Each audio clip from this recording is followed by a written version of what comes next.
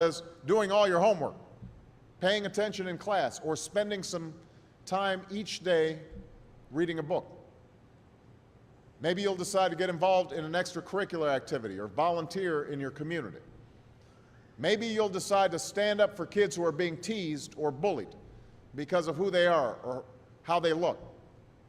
Because you believe, like I do, that all young people deserve a safe environment to study and learn.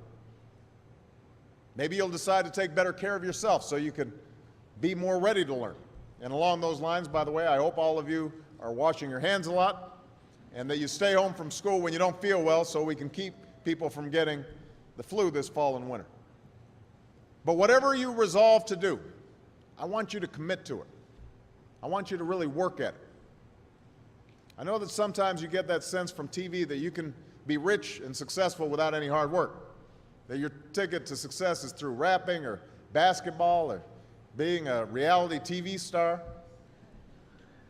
Chances are you're not going to be any of those things. The truth is, being successful is hard. You won't love every subject that you study.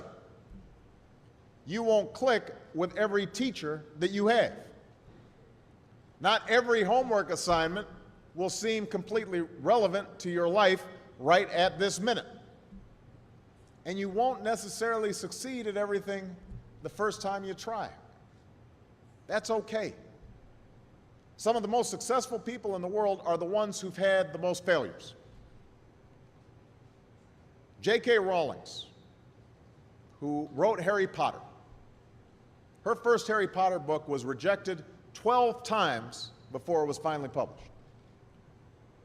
Michael Jordan was cut from his high school basketball team. He lost hundreds of games and missed thousands of shots during his career. But he once said, "I have failed over and over and over again in my life, and that's why I succeed." These people succeeded because they understood that you can't let your failures define you. You have to let your failures teach you. You have to let them show you what to do differently the next time. So if you get into trouble, that doesn't mean you're a troublemaker.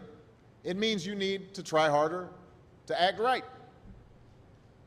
If you get a bad grade, that doesn't mean you're stupid. It just means you need to spend more time studying.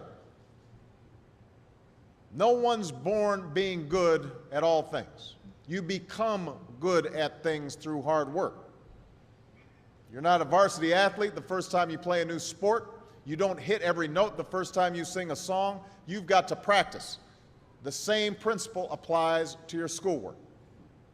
You might have to do a math problem a few times before you get it right. You might have to read something a few times before you understand it. You definitely have to do a few drafts of a paper before it's good enough to hand in. Don't be afraid to ask questions. Don't be afraid to ask for help when you need it. I do that every day. Asking for help isn't a sign of weakness, it's a sign of strength, because it shows you have the courage to admit when you don't know something, and that then allows you to learn something new. So find an adult that you trust, a parent, a grandparent, or a teacher, a coach, or a counselor, and ask them to help you stay on track to meet your goals. And even when you're struggling, even when you're discouraged, and you feel like other people have given up on you, don't ever give up on yourself.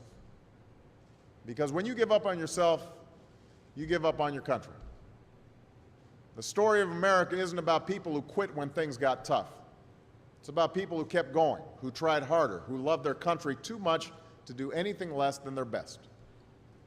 It's the story of students who sat where you sit 250 years ago and went on to wage a revolution, and they founded this nation. Young people. Students who sat where you sit 75 years ago, who overcame a depression and won a world war, who fought for civil rights and put a man on the moon. Students who sat where you sit 20 years ago, who founded Google and Twitter and Facebook and changed the way we communicate with each other.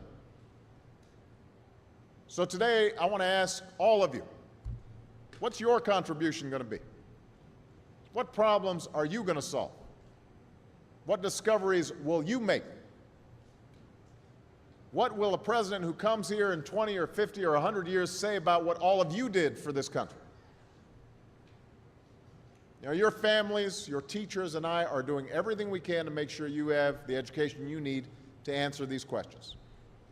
I'm working hard to fix up your classrooms and get you the books and the equipment and the computers you need to learn. But you've got to do your part too. So I expect all of you to get serious this year. I expect you to put your best effort into everything you do.